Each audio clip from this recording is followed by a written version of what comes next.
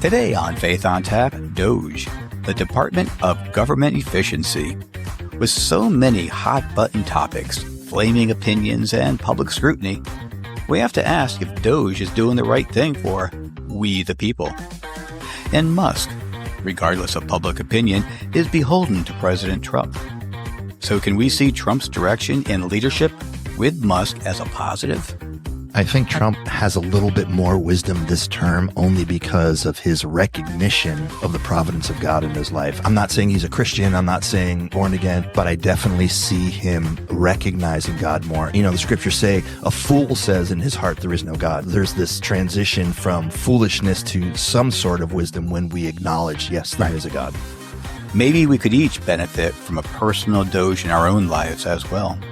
And so it's kind of the aesthetic mindset of, can I just release materialism completely? I'm going to say no, because I live in Connecticut and there's a certain amount of materialism that I need a car. Our bus transportation is horrible. I need a computer for my job. These thoughts and so much more today on Faith on Tap.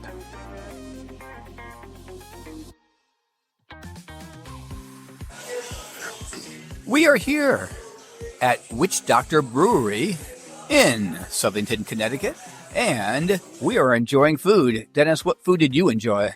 I enjoyed the smash burger. Was it just a plain smash burger? It was their basic smash burger with bacon, and I added the classic fried egg, which just lifted the game to that other. I had a bacon cheddar smash burger, and I ate it with my hands because I'm a human. And it was human Neanderthal. That's right. Thank you. I'm not dainty. It was very good. I'd give it maybe a 9 out of 10. The fries were maybe a 7 out of 10, but the burger was really good. And Liz, you were going crazy. I am still going crazy. I had the Sicilian soup, which is a tomato bisque with roasted red peppers and had some whipped ricotta, and it was in a bread bowl, and the bread was like soft and crunchy and warm. It was so good. So we have a restaurant. I want 5 more of these. Yeah, this is from the restaurant across the way called The Lab. So definitely 3 thumbs up here on that food. Yeah, it was good. Very good. Some of the best bar food we've had. So tonight we are going to be asking our first political type question. And Dennis was the brains behind why we should do this. You want to talk about this question and why you decided to go this route? Well, I decided to go this route because my other route got cut. And so we decided to do, it's more, I'm not sure, political. It might come out to be political, but it's really a current event type of question. And not necessarily a flash in the pan current event, but something that's taking place and it's establishing itself in the country. Well, just tell the audience. The question is about DOGE. Is this good? Is it bad? Are people indifferent to it? What's their expectation? Should it be? Shouldn't it be? So we'll see how people respond. Since the mic's in your hand, you have any inclination how people will do this? I guess I stereotype quite a bit. Because I'm looking at the bar and I'm thinking everybody is going to agree with it. And then I'm looking at the table behind us. We have some millennial females. And possibly we might have, some dissension. But we're going to have a fun time. See where people come in. And you're going to have an even more enjoyable time. How we're going to put a Christian perspective into DOGE. Absolutely. I think that's a great challenge. But we will rise to the occasion. Absolutely. 100%. I hope that DOGE tithes to Oasis Church just once. That'll be negative 10% of everything they get rid of. Yeah. All right. Well, let's go talking.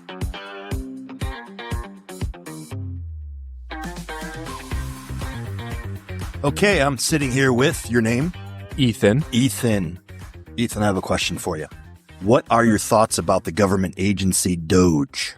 DOGE. I think it's great, to see someone on the outside come in and kind of flip our government spending upside down. It's about time someone balanced the checkbooks and release all the poor spending in the government. You think they're doing a good job? I'd say so. And what outcomes would you like to see from that whole agency? I think the outcomes we are seeing are what I'd like to see, right? They have proof, literal receipts of terrible spending, of US taxpayer dollars. And I think that's really what I want to see. And the plus would be, they're all talking about writing, checks back to taxpayers and stuff like that. But You think that'll happen? Probably not. I'm not betting on it, but I think the fact that they are balancing the government checkbooks is the outcome that I'd like to see. Rumor has it that Elon Musk hired a bunch of young people to do all this work. What are your feelings about that? I don't think it's a bad thing at all. I mean, I think it's true that he did. I think he's confirmed it. At the same time, I'm a young person that hires folks 20, 30 years older than me that are 20, 30 years more tenured in the profession I'm in, and I interview them and hire for roles. So age doesn't really mean much in terms of what you're capable of doing. It's just a way for, I think, media to create more of a divide.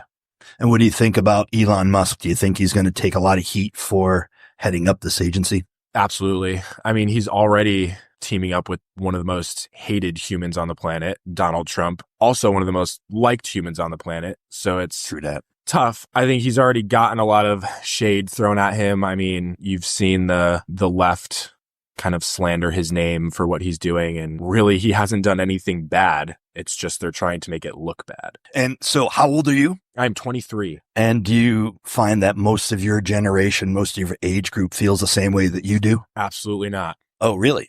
Are you the minority? Where I went to school and where I grew up, I'm around very like-minded people, but at the same time, my generation is the easiest generation to persuade via social media and the news, because they don't care to educate themselves. They just care to watch and kind of create a false. So you think that if people educated themselves about what DOGE is doing, they would come to the realization that, in your opinion, it's a good agency for the United States? I think so. It also depends. A lot of people take their stance just on the basis of hating Donald Trump, and that's when emotion gets in front of politics. And then you can't really argue with someone who just hates someone, and that's kind of their argument. True. Now, what do you think about all the cuts that are coming down to, say, like certain cancer researches and or other kind of social services that may be getting cut? I'm not 100% sure. I don't know how accurate all the cuts are. I know media likes to heighten it and make it seem like they're these huge cuts, but I haven't really educated myself a lot on that. I'd say some of them are good. I think, the Department of Education has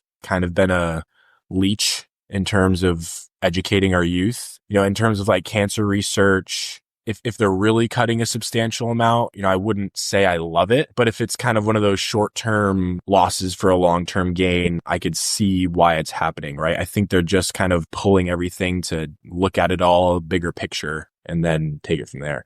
So you don't mind the bumps in the road that are going to kind of happen because of this kind of audit of our government? I know it's all about the bigger picture. A lot of people are freaking out about things that are happening and, what's going to happen if they get rid of this or that. It's just about the future, right? Trump doesn't say like, okay, we're going to get rid of cancer research for good. Mm-hmm. He's just making these changes or Elon is making these spending changes to better the future, the American dollar. Now, my understanding is Elon doesn't have any power to actually cut spending and or close agencies, but he's making recommendations. Do you think that he should have that authority to close agencies, bureaucracies, or that should be elected officials in the government? I'd say he shouldn't. I think having him as a trusted advisor or a consultant is a good idea. And, him being on him partnering with obviously the party that will listen to him is great. But I think if he had the power to, shut things down and he wasn't voted into office or he wasn't there on American people's vote, mm-hmm. I think that would be somewhat an issue. Any other thoughts you have on what he's doing, what's taking place? I think it's the golden age of America in terms of the American dollar. Things have been going poorly with spending. Now all this release of these crazy government spendings that are, our taxpayer dollars have come out and clearly see the corruption in our government. I think in the future, it's only going to be great things in terms of the U.S. economy and our government spending. Cool. Thank you very much. Thank you.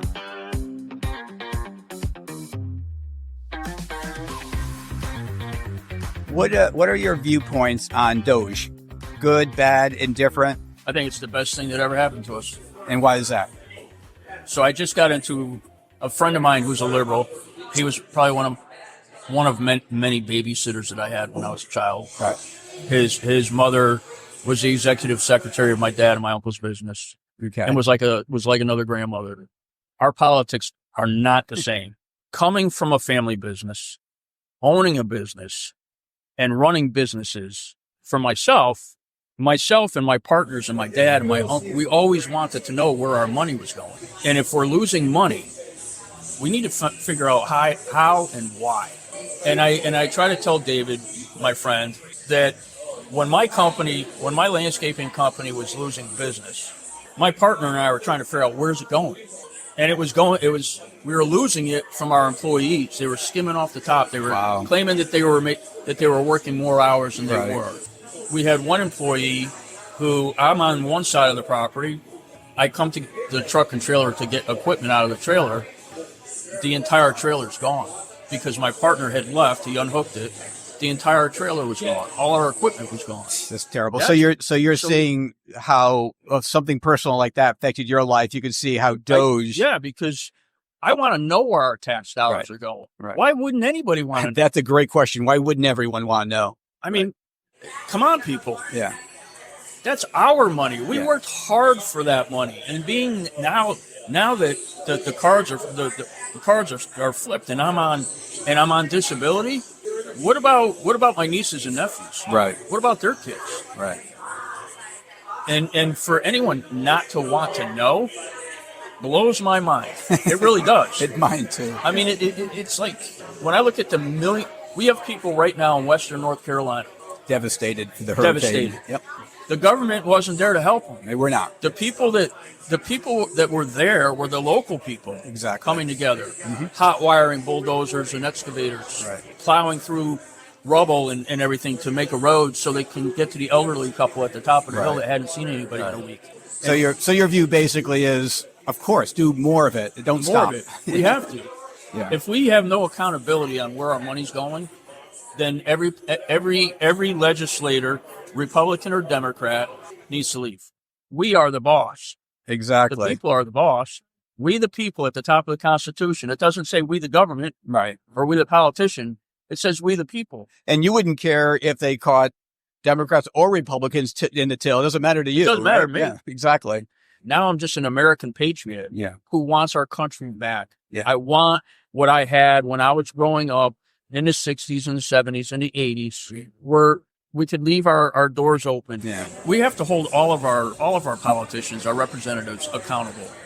Well, let's be hopeful that DOGE could do that then. I'm hoping. I really am. I mean, it's something has to be done. Exactly. And for anyone to say, well, I don't care, you're lying to yourself. I agree. Hey, thank you so much for your time. Very, very in-depth. Really appreciate it.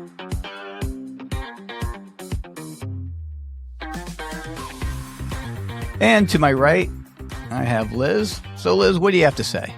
I say a penny saved is a penny earned, but a penny spent on a goat is a penny well invested. Okay. Yeah. That might preach if I understood it.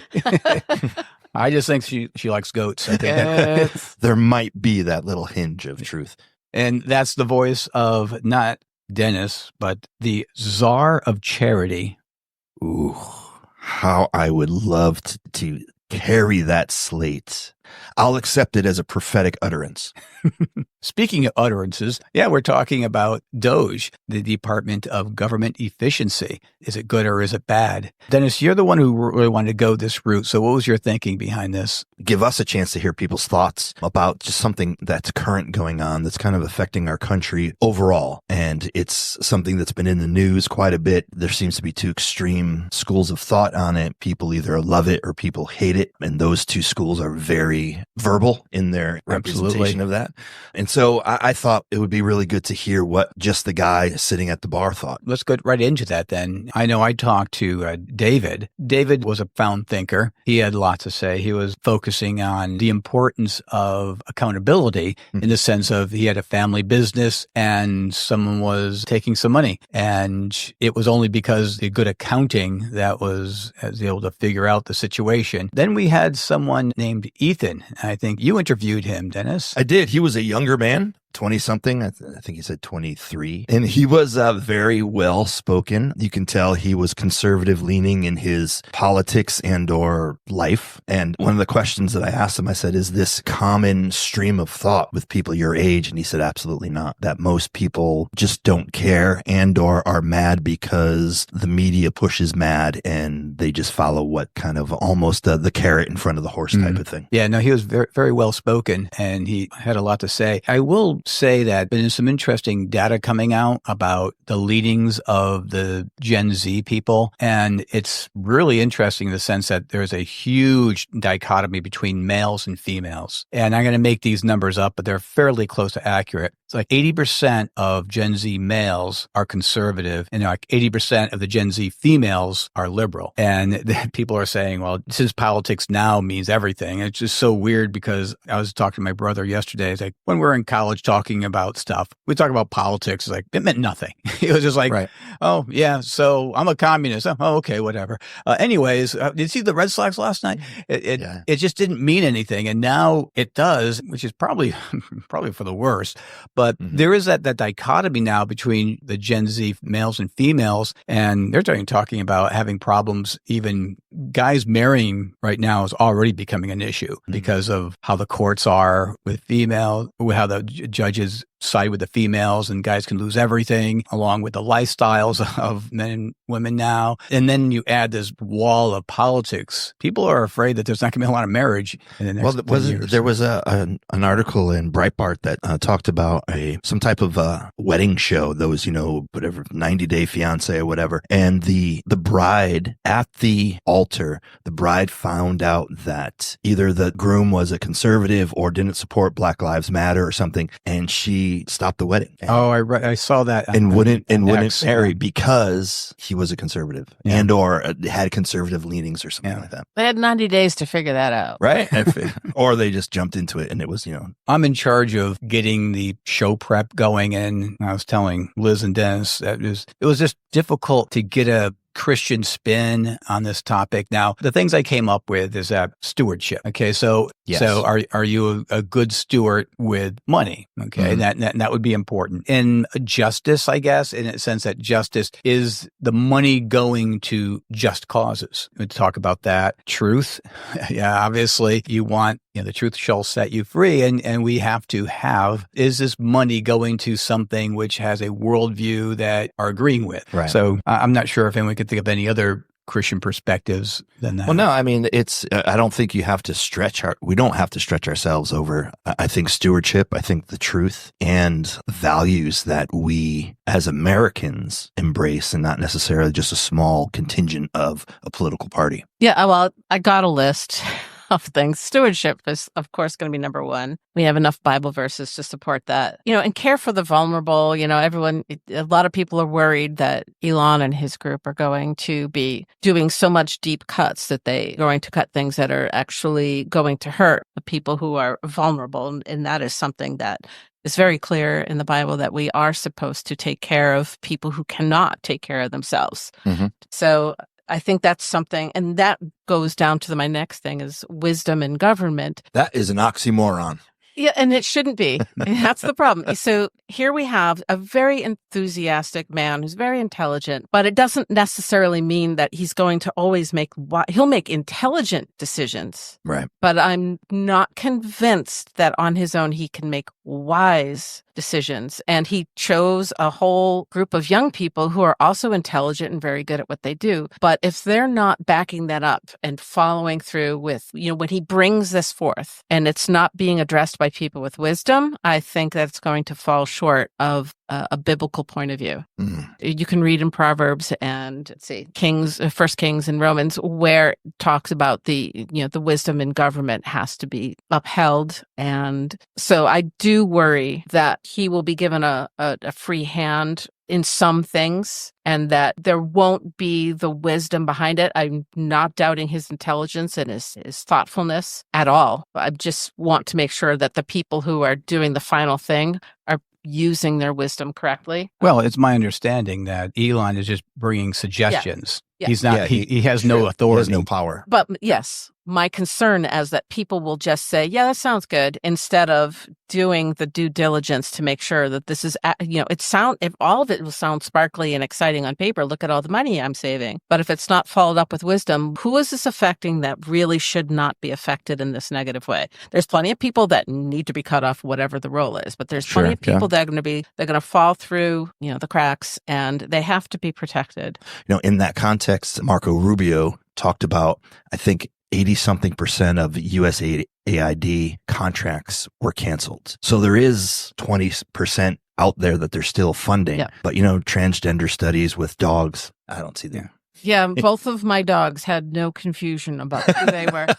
So, and just to continue on, the Bible does have a fair amount to say about greed and self-interest in government, too. And it looks like DOGE is doing a pretty fair job on corralling that, which is great. Order and accountability, that's definitely a biblical principle as well. Mm-hmm. So I think there is a lot of good in what's being done. My concern, there is wisdom to back it up. Don't take everything he says as yes. There has to be. You talk about Elon. Yeah. So what he's doing is great, but it has to be followed up with people who have wisdom, because I don't necessarily think he does. Well, I do have faith that Trump, who's actually the ultimate authority on saying yes or no, I think he does have wisdom. You can debate whether it's biblical wisdom or not, but in every decision I've seen so far, I have not disagreed with the things that he thought were outrageous. So we'll see how it goes. And I'm just saying, I hope that he does take that all into account. And we are here talking about the biblical principles of DOGE. I think Trump has a little bit more wisdom this term only because of his recognition of the providence of God in his life. I'm not saying he's a Christian. I'm not saying born again. But he may or may not be. Yeah, but we're not judging that. But I definitely see him recognizing God more. And the scriptures say, a fool says in his heart there is no God. So there's this transition from foolishness to some sort of wisdom when we acknowledge, yes, there is a God. Exactly. Yeah, that's a good point. I was thinking, trying to see the government spending versus the spending in our lives. A couple of questions. Like, first of all, what's something that you guys would spend money on that is totally unnecessary, but you spend money on it anyways? 90% of everything I spend money on.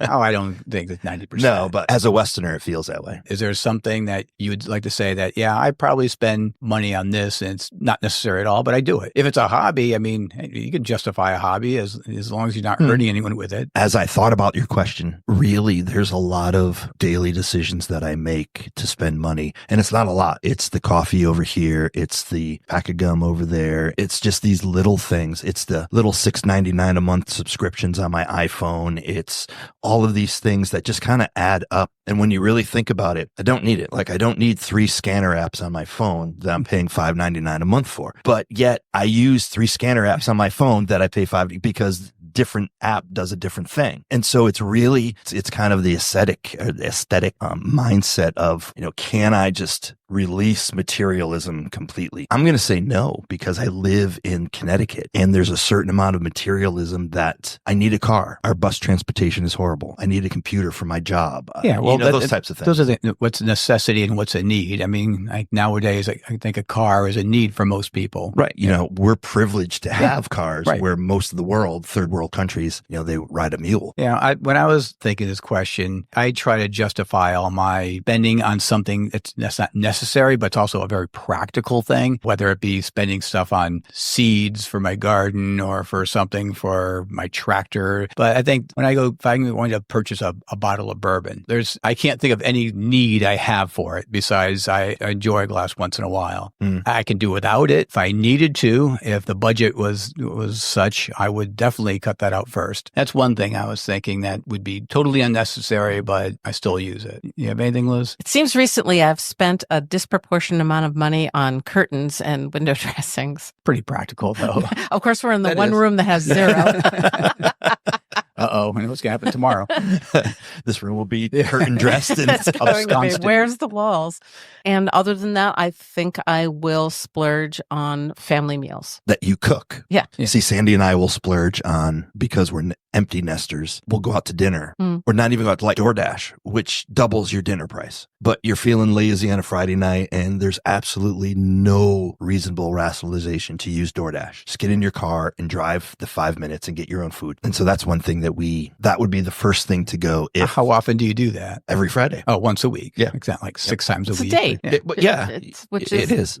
But we do it too. So, but I'm saying DoorDash. the DoorDash. not DoorDash, That's satanic, but yeah. It's astronomical how much they boost up the food and the delivery, and then you got to tip because if you don't tip, they spit in your food. So they say, I don't know. Anyways, where I was going with that, I was asking what something that we use on totally, and what thoughts go in. And I guess we're kind of answering that. What thoughts go into that decision making when we buy something frivolous? I think all of us, we think it through, and if we didn't have the funds, we wouldn't do it. If it was too much, we wouldn't do it. So I do put a lot of thought. And then I turn the question over and go, well, do you think the government puts as much thought as we do in the decision making and how money is spent? I'm going to say yes. They put probably more thought into it because they have devised ways to get rich. While we pay our taxes, a congressperson gets $200,000 a year. They're in Congress for 4-6 years and they come out millionaires. Tell me how that happens. They're thinking about how to spend our money in a wrong way with as much forethought and deliberacy that we think about because we live paycheck to paycheck, or, you're trying to just make it in this economy. Right.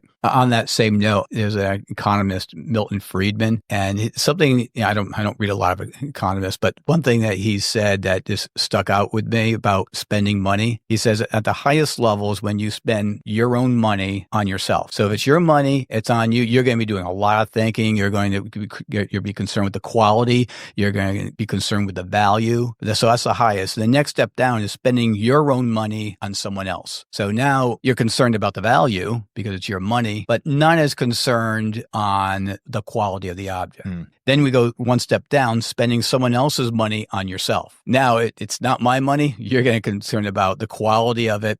The value is not a concern at all. Now let's get to the last one, and I think you'll know where I'm coming from now. I have to say it. Spending someone else's money on someone else. So you don't care about the quality, you don't care about the value, and that's what the government does for the most part. Your point was well taken. They do care about when it gets laundered back into their pocketbook. Right. But when it's I need $1 million for this or $2 billion on that, it's not my money. I need Sesame Street in Iran. Yeah. Why? It's not my money. It doesn't concern me. I don't care. I'll get some more votes if I go that way. So I just thought that was an interesting way of viewing how you spend money when it's yours, when it's not yours, if it's on yourself, it's someone else. And then we turn right to the government, and they're the most inefficient use of taking my money that I earn and just throwing it away. On a regular basis. I think we're pretty clear. I think we're all on the same page. I guess politically, we definitely lean towards the right, more libertarian in my views. But overall, I love what DOGE is doing. I want them to find more and more. If the judges allow them to cut, that'd be up to nice. 115 billion right now? You can go on. I didn't go on site, but you can go right onto the page and find out exactly how much they've saved. So as far as final words on it, I think we need to pray for there to be wisdom in there and pray for them to have the access and the ability to do what they need to do, and that they have the wisdom to do it correctly. Amen. On that note, have a great night. Tune in next episode when you'll hear Dennis say, Am I making noise? I'm listening. Hey, awesome listener. If you're enjoying our podcast, give us a little love, like, share, follow, and snag this episode for later. It's the easiest way to keep the good times rolling and make our day. You're the best. Thank you.